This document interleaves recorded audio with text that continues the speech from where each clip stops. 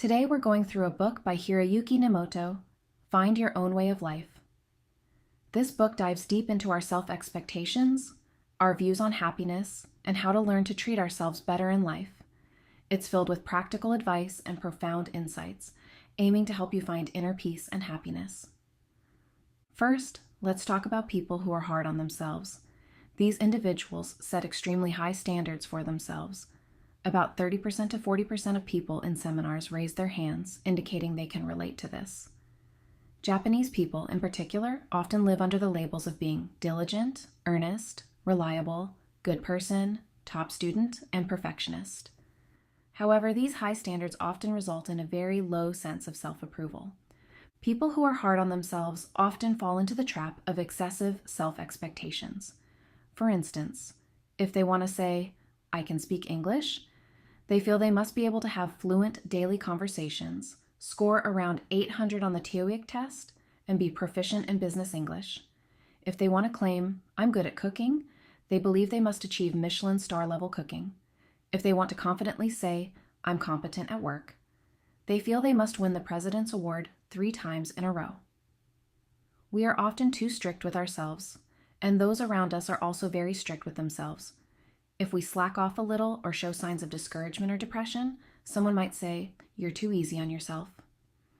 If we simply want to be happy, the standards we set can actually be the weapons that kill our happiness.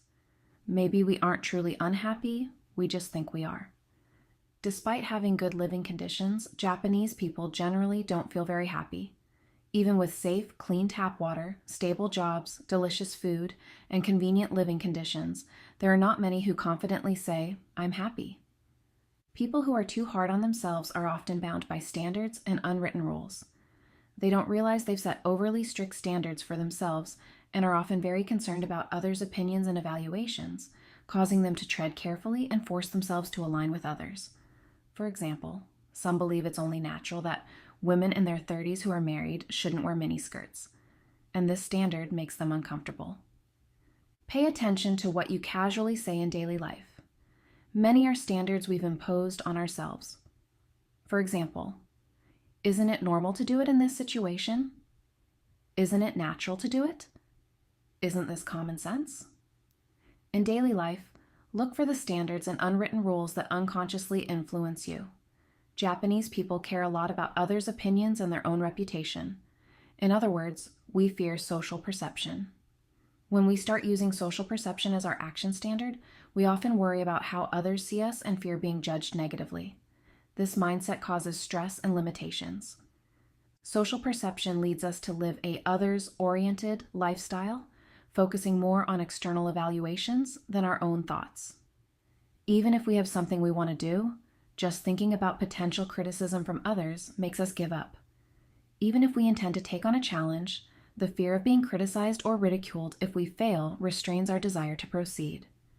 Break free from social perception and boldly pursue your dreams. Don't let fear of social perception make you abandon challenges. Learn to think independently and do what you truly want, even if it means facing others' doubts and criticism. Others-oriented means prioritizing others over yourself.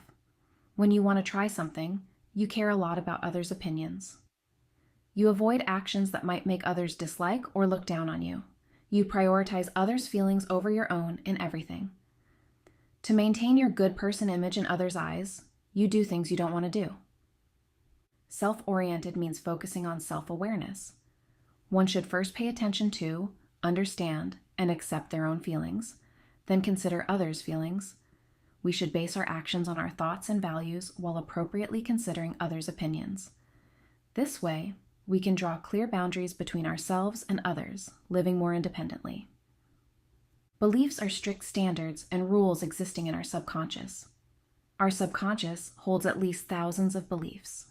Many beliefs stem from emotional wounds.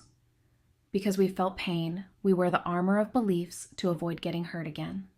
Having a belief means being bound by it. The more and stronger the beliefs, the less freedom we have. The deeper the wound, the more painful it feels. And the stronger the beliefs formed, leading to more restricted actions and thoughts. I truly understood this through listening to different clients' stories and providing psychological counseling. Model students are those who listen carefully to teachers and those around them and live up to others' expectations. They usually adopt the behavior principles of not troubling parents and teachers, not causing others inconvenience, not needing others' care, and not angering others. For teachers and parents, model students are easy to take care of. But for the students themselves, wanting to be a model student almost always means living in an others-oriented state where others come before oneself. The high target setting and role positioning of model students make them always do their best to meet others' expectations. When acting, model students usually think, how can I avoid troubling adults? Will I anger them? This lifestyle makes them feel exhausted and pained. Serious people are not only very strict with themselves, but also expect others to have the same serious and rigorous attitude. Overly serious people often suffer because they can't adapt flexibly. Many carry a strong sense of responsibility, easily getting led by others. No matter what, they take things too seriously, eventually pushing themselves to the brink. Idealists are not satisfied with the status quo, always focusing on future development. They view their achievements as mere coincidences and attribute them to others' efforts. Idealists are strict with themselves, but often cannot feel content. Even after completing a set task, they immediately find the next problem to solve. Setting ideals and striving for them is enjoyable and should be acknowledged. Turning your experiences into confidence and moving toward the next goal is a wonderful feeling. Idealists should try to imagine their ideal self and accept their real self. Do you think your real self seems useless compared to your ideal self? Perfectionists try to do everything perfectly and hate being imperfect. Their idea of perfection is entirely subjective with no objective standards.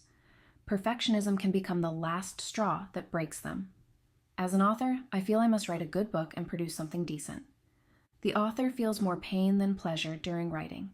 Every time I sit down to write, I feel anxious due to the self-imposed standard of creating a perfect work considering every detail. Recently, my perfectionist approach to writing has eased significantly, and I've genuinely started to enjoy writing. Life is about doing what you can and giving your best. Doing your best also means accepting your failures and imperfections. With this mindset, even in a busy life, we can relax and maintain peace of mind. Those who are too strict with themselves often treat others and themselves very differently. When others' mistakes lead to team failure, they think everyone in the team is at fault and should be accountable. But when they make mistakes, they believe the team fails 100% due to their fault. Strict self-demanders often find value in others. Once they achieve something, it loses all value. This phenomenon usually stems from a strong sense of self-doubt and self-denial. In this mode, people strive to gain what they consider valuable. Ignoring one's feelings is common in life. Housewives neglect their appearance for the family budget, and many people impose restrictions on themselves for so-called reasons, forbidding themselves from enjoying life.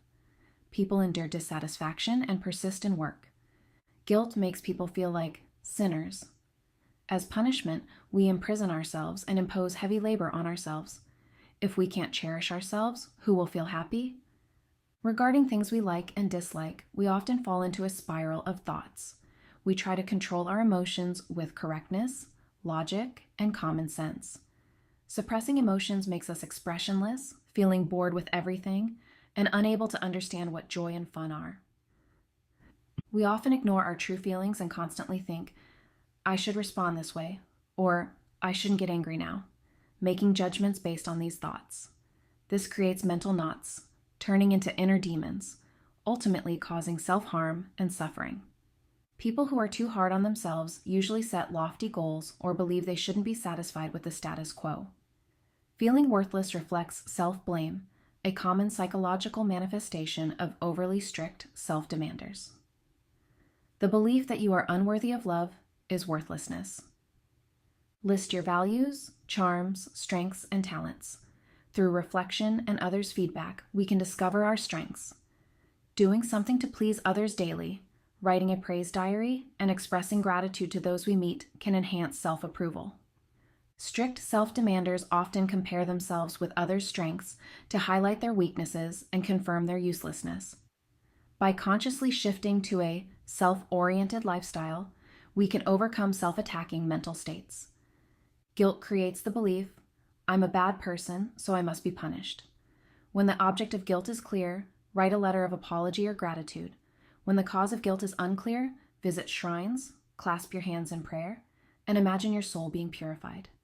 Everyone has unchangeable flaws. Focusing only on your flaws prevents you from seeing your strengths.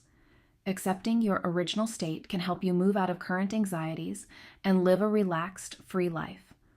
Overly strict self-demanders keep their brains busy. Try being lazy, taking non-serious actions when appropriate, and forgiving your cunning. Deciding to rest according to your wishes is essential. Strict self-demanders ignore their inner voices and overwork. Cultivate the habit of asking yourself, are you happy? Practice reveals truth. Change your behavior. Review your daily schedule to see if certain tasks are truly necessary.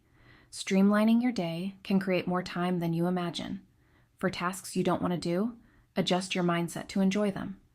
Diligent people indeed achieve good results, but truly great people are often relaxed or have found their own rhythm. Find more ways to adjust your mood and practice them easily in daily life. By exerting all your strength and then relaxing, your body feels more relaxed than before. Time yourself. Set time limits for tasks to increase efficiency and relax your mind. Strict self-demanders harshly criticize themselves after mistakes or failures. Laughing is the simplest and best way to relax and care for yourself. Try viewing your failures as experiences of a comedian.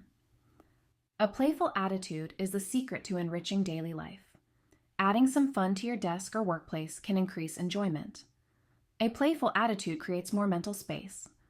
Although strict self-demanders have an inner drill sergeant, they are lenient with others. Try being selfish when alone, gradually developing a self-centered attitude toward others.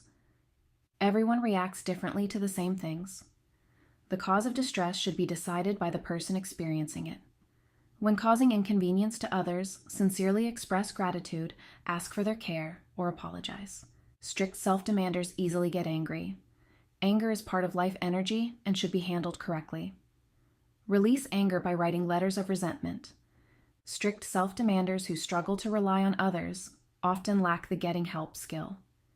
Training yourself to ask for help can release inner feelings. Moderately relying on others is an effective way to learn to solve problems independently. Think about why you can rely on others and prove the truth with actions. Strict self-demanders have low happiness levels.